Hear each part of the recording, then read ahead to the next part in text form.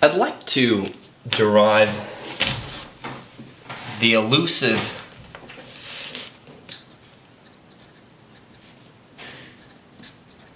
v squared over r that you've seen me use 100 times.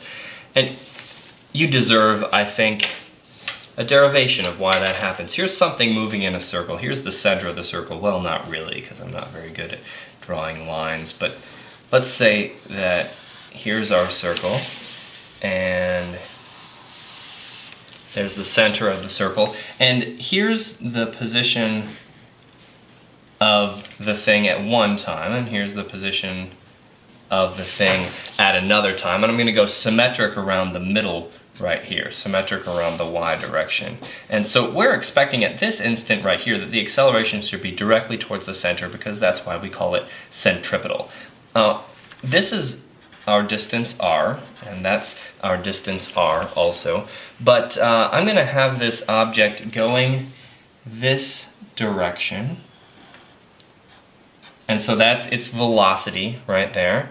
And well, let's label that sucker as velocity, and there's its velocity right here, also tangential. And you can see that the velocity is not in the x or y direction. So let's try to figure out how far it is off of each direction. If this angle here is theta, I'm going to say that that angle there is theta also, so we're symmetric.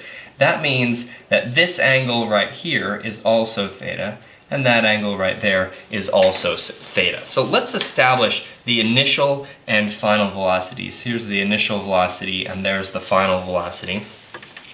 And we know that acceleration, the definition of acceleration, is it's a change in velocity divided by a change in time. And of course, if we're going to be doing a derivative, it's dv dt, where those are also vectors. So let's try to get at the initial and final velocity, see if we can make some sense of it, and then we'll subtract them. The initial velocity, well, the initial velocity is some amount in the x direction and some amount in the y direction. So let's call this out, this initial velocity, and say, hey, how big are you really? It looks like it's going like this. That's the initial velocity vector. And then if we resolve it, we find this angle, of course, to be theta. And this is v naught times cosine of theta, because it's adjacent, so ca. And this is v naught times sine of theta. That's v naught. And so then we can strictly specify this like this. We're going to say v naught is equal to v naught cosine theta in the x direction, which I can call I hat. You'll see this a lot in certain problems. Sorry, dead battery. We were about to resolve the final velocity vector right here. Let's go with blue again. This same angle here is theta, and this is our final velocity, so this is v times the cosine of theta, and this is v times the sine of theta, but one of these is negative where it was positive. Of course, this is still negative. Now, one thing I'm going to assume is that the speed is not changing. So we can call this v naught also. Interesting. So I'm going to say that the final velocity is in the x direction. We've still got negative v naught cosine theta I hat. But then in the y direction, we're going down at this final situation right here. So we're going to say minus v naught times the sine of theta. And let's take this definition of acceleration right here. We got acceleration is defined to be delta v over delta t, but it's a limit, and you'll learn about those in your calculus class really soon. It's a limit as delta t goes to 0. That's what the definition of a derivative is. As we take this, which was defined discretely between here, and we make it continuous, we zoom in on this location right here. That's the same thing as theta going to 0. So let's check this out. We're going to say delta V over delta T. And so that's the limit as theta goes to 0 of delta V. So let's see, what's changing with V? We're going to say that it's final minus initial, so it's, oh boy, I should put some J hats here, J hat, J hat. It's going to be final, which is negative V naught cosine theta I hat minus V naught sine theta J hat, and then I'm supposed to subtract the initial. So if I subtract V naught cosine theta I hat, but remember, I'm subtracting it, but it's already negative, so that's going to come out as a plus sign. I'm still subtracting it, so I'm going to get minus V naught sine theta J hat. Notice these V naught sine theta J hats are not going away for us, but the I's cancel. The whole thing, though, is supposed to be divided by the time. So it will be interesting for us to figure out how much time it takes to get from here to here. Let's write this one more time, and we can come back to it once we have the time.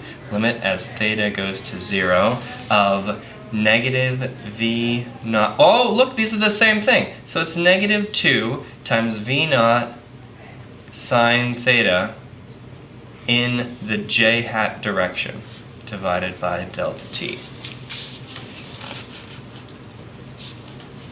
How long does this take?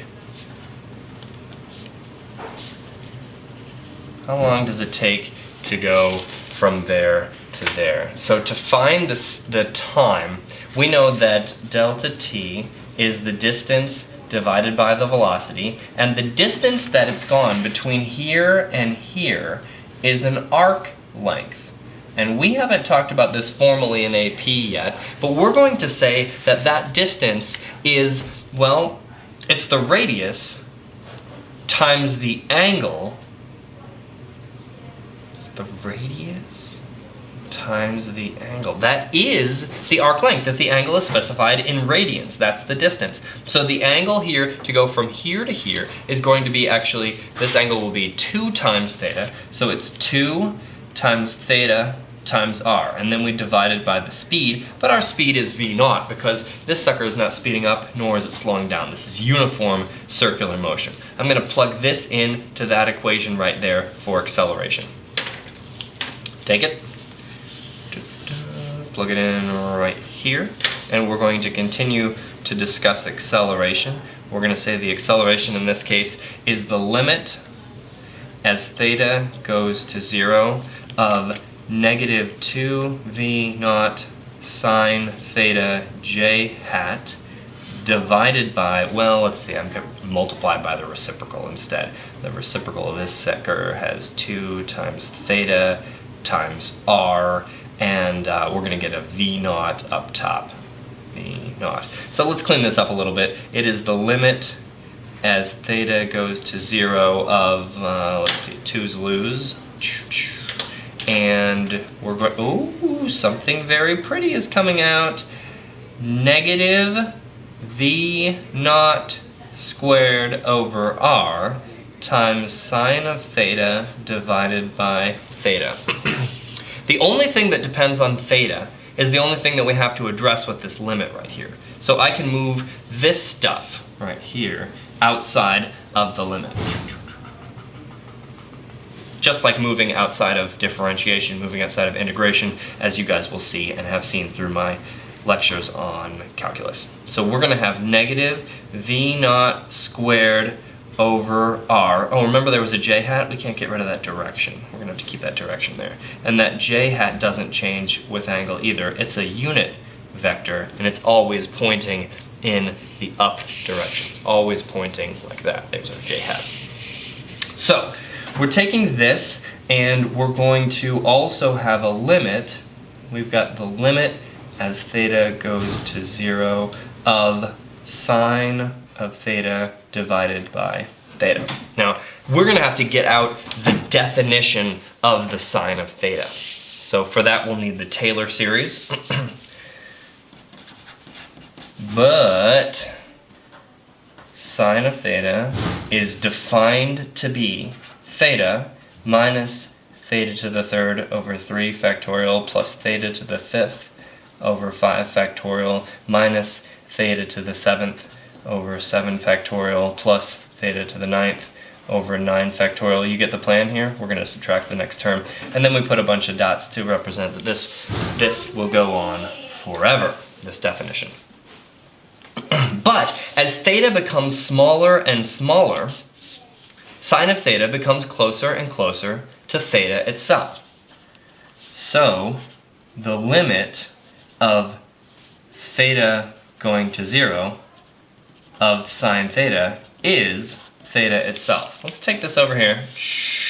And that allows us to completely eliminate this entire thing.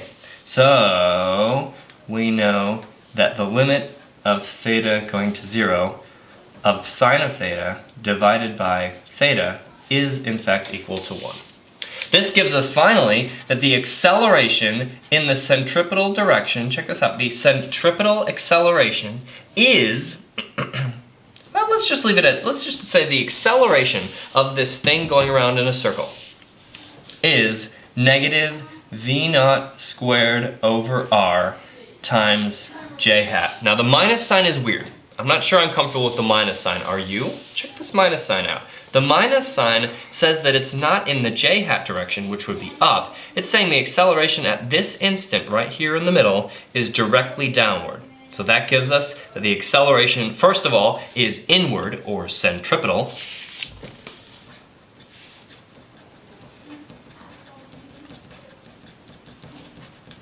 And it secondly tells us how big it is. The acceleration is v squared over r. Memorize that sucker. You're going to need it all the time.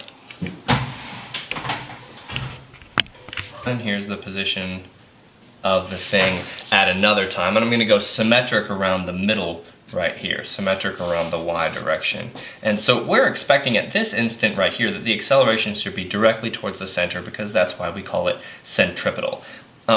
This is our distance r, and that's our distance r also.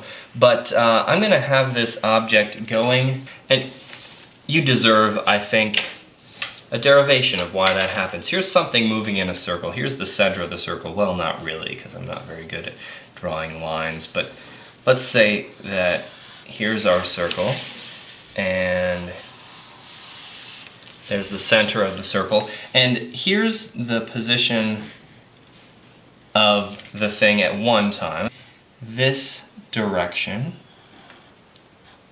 and so that's its velocity right there, and well, let's label that sucker as velocity, and there's its velocity right here, also tangential, and you can see that the velocity is not in the x or y direction, so let's try to figure out how far it is off of each direction.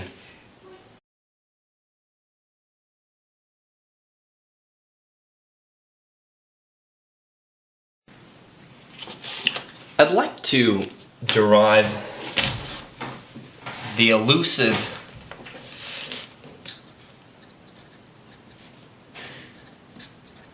v squared over r that you've seen me use 100 times.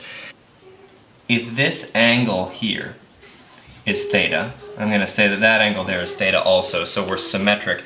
That means that this angle right here is also theta, and that angle right there is also theta. So let's establish the initial and final velocities. Here's the initial velocity, and there's the final velocity. And we know that acceleration